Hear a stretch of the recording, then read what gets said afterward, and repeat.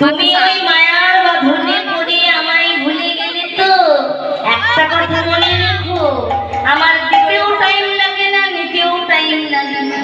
তোমায় যখন এক এক করে সব দিয়েছি, এবার তুমি দেখো এক এক করে কেমন ভাবে মায়ার বাঁধন কাটাতে হয়। এদিকে গৌরহরি পরিকল্পনা হয়ে গেল, যেমন এক এক করে সব দিয়েছি এক এক করে নেব।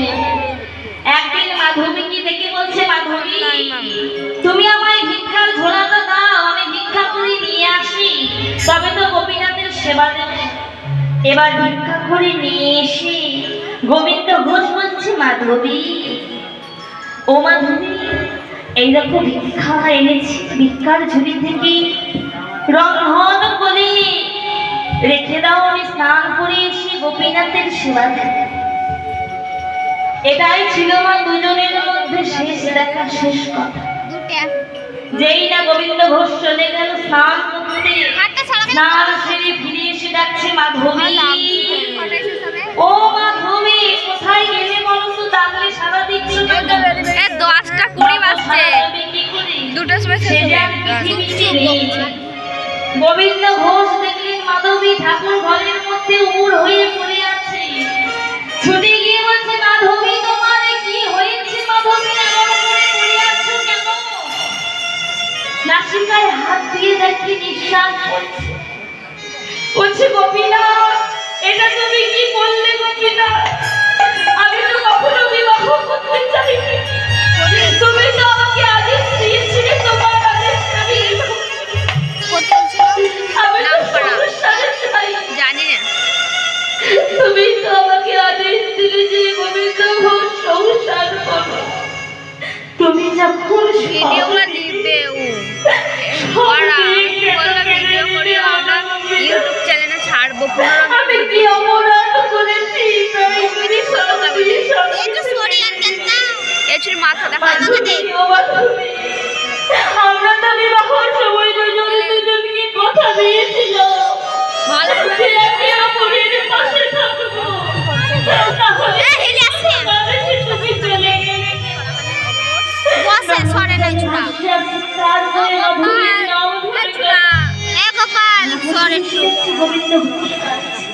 পাড়া প্রতিবেশী ছুটে এসে বলছে, গোবিন্দ ঘোষ কি আর বলবে বলো, তোমার ছিল, ও যদি তোমার হতো তোমাকে ছেড়ে চলে যেত। তুমি বলো তোমার পুত্রকে নিয়ে ভগবান গোপীনাথের পাড়া প্রতিবেশীর কথা মতো স্ত্রী শেষ কাজ সম্পন্ন করে ঘরে বুঝলাই তুই ধরে ঘাত ধরেছিস, গরম লাগছে দিয়ে আমাকে। এমন ভাবে দিনে চলে যায়। এবার আস্তে আস্তে হলো কি, একদিন পুত্র জিজ্ঞাসা করছে, বাবা তুমি বলতে পারছি আমার মা? আমরা 12টা না বাজলে ঘুমাই না, 10টা সবারই মা আছে, আমার মা নেই। আমি সবাই মা বলে ডাকে, সবার মা তো তাদের আদরে করে যত্ন করে খাওয়াইয়ে দেয়। বলো না বাবা আমার মা নেই কেন? গোবিন্দ ঘোষ অঝর নয়নে কাঁদছে আর বলছে, ওরে বাবা এই উত্তর যে আমার ছোট্ট গোপীনাথ, তার ঘরের বিগ্রহের নাম গোপীনাথ, সন্তানের নাম গোপীনাথ। বলছে, বাবা সবাই মা আছে, এমন সময় রাগান্বিত হয়ে বলছে, আমি জানি না তোর মা নেই কেন, তোকে যদি জানতে হয় মন্দিরের পাথর পাশানটাকে জিজ্ঞাসা কর তোর মা নেই কেমন। আজ রাগে অভিমানে গোবিন্দ ঘোষ বলে উঠল, মন্দিরে একটা পাথর রয়েছে, তুই ওই পাথরটাকে জিজ্ঞাসা করবি তোর মা নেই কেন? ওরে বাবা তোর মা নেই তো কি হয়েছে? বলে দাও বলে দাও বলে দাও বলে দাও বলে দাও।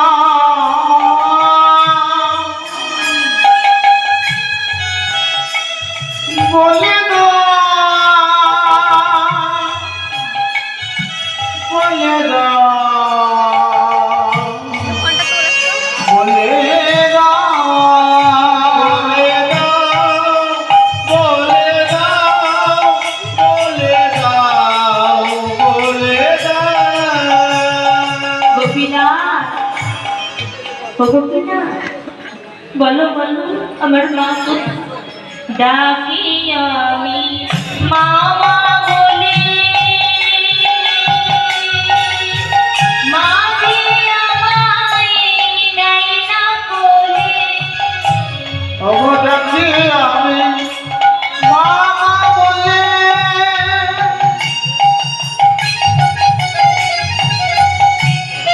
মাঝে আমায় নাই না বলে ডাকি আমি মামা বলে,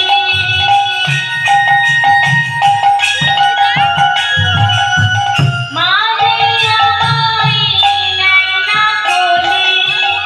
অবদাকি আমি মামা বলে শোনো, ওটা ভাইয়া কিসে পড়ে? মাঝে আমায় নাই না কিসে পড়ে?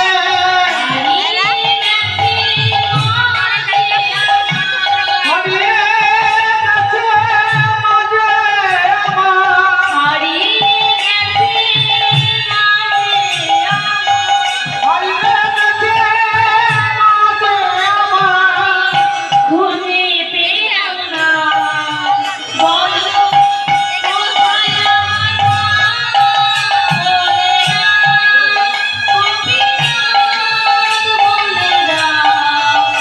বলে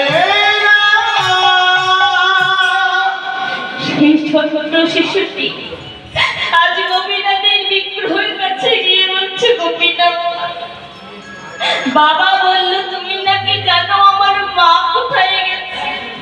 তা বলো না গোপীনাথ, আমার মা কোথায়? একবারে বলো, কোথায় আমার মা হারিয়ে গেছে?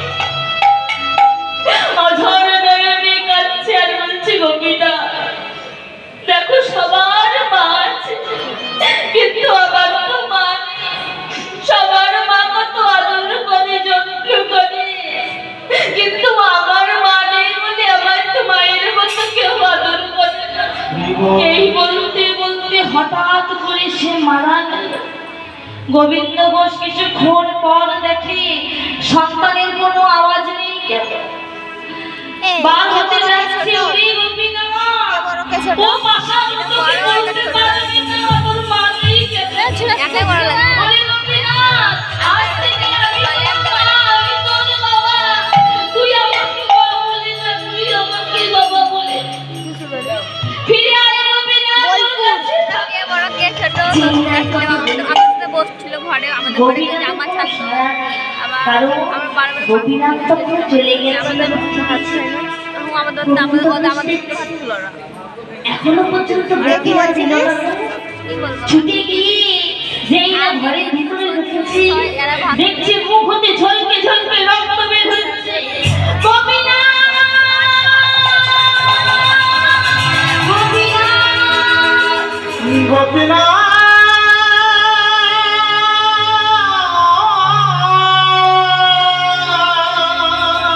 এটা তুমি কি করলে গোপীনাথ?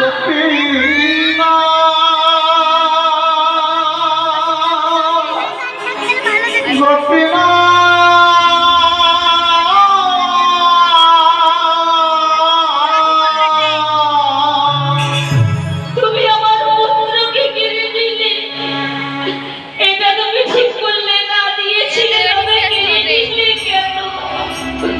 অধর নয়নে কাঁদতে কাঁদতে গোপীনাথকে নিয়ে গিয়ে সমাধি দিয়ে দিল।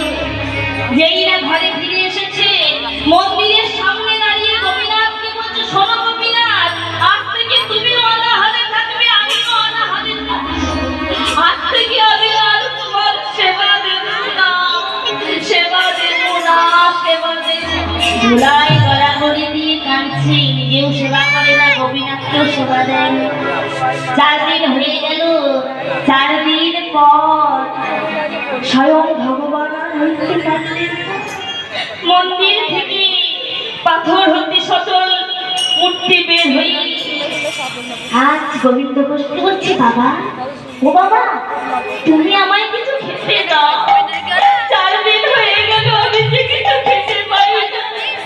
তাহলে বলছি ওরে তুই আমার সব কিনে নিয়েছিস, আমি তোকে খেতে দেবো। বলেছে মটর তরকারি সিলাম বেশ ঠিক আছে।